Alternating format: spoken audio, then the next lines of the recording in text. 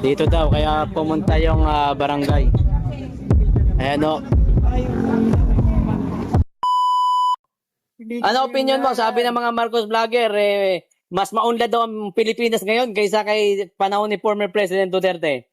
Yan, kaya lang sinasabi ng mga Marcos vlogger dahil siya sa bayad sila. Alam nyo ba, the more na ang mga kapwa vlogger nila ay tinitira nila at below the belt, the more na malaki ang kita nila dyan. Alam namin yan kasi kayo mga PCO reactor, bayad kayo. Mismong PCO ang umamin na marami silang hinire na mga vlogger, lalo na sa FB.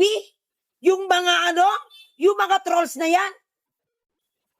Yan ang sinasabi ko sa inyo, wag na wag nyo kaming kakantiin. Dito tayo sa baba, mag-debate tayo dito sa ground. Wag kayo dyan sa comment section at sa live. Dito tayo. Kayo ang mag-set.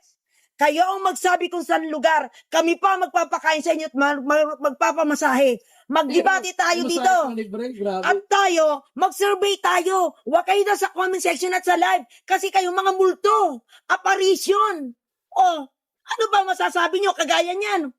Yung sinasabi nyo na na yung mga MPA na napatay na yan, maging hero. Paano sila naging hero yan? Ang dapat maging hero, yung mga militar na nakakuha doon sa nagtatago sa 5 feet sa ilalim sa balon na kung saan yung nakuha nilang babae ay pilam yun. Ang nakakapagtaka, bakit siya napunta dito sa Pilipinas? At ayon sa nabasa ko source ko, yan ay may nakasis dito kung bakit siya nakapunta dito sa Pilipinas. May mga pinagdaanan siya. Ang pinagdaanan niyang isa number 1 ay yung Kabataan Party List. Siya ang nag-assist doon kung bakit itong Pilam American na to na napunta dito sa Pilipinas. So, which is maganda ng buhay niya sa Amerika.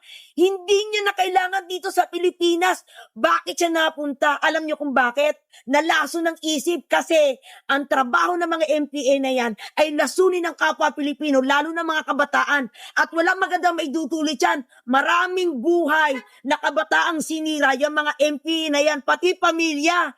Kaya wag na wag nyo nang ipopost sa FB, ipopost nyo pa sa FB na pakawalan yung bihag ng ng nakuha dun sa sa Mindoro. Hindi, mahiya naman kayo. Dapat pamilya nila ang magrereklamo at magpo-post dun na ang kaanak dapat, ang tanging kamag-anak lang niya ang pwedeng magreklamo, mag-post. Hindi kayo, wala kayong karapatan, hindi nyo anak yan.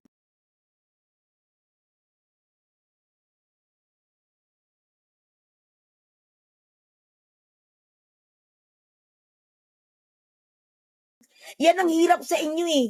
Ang hirap sa inyo mga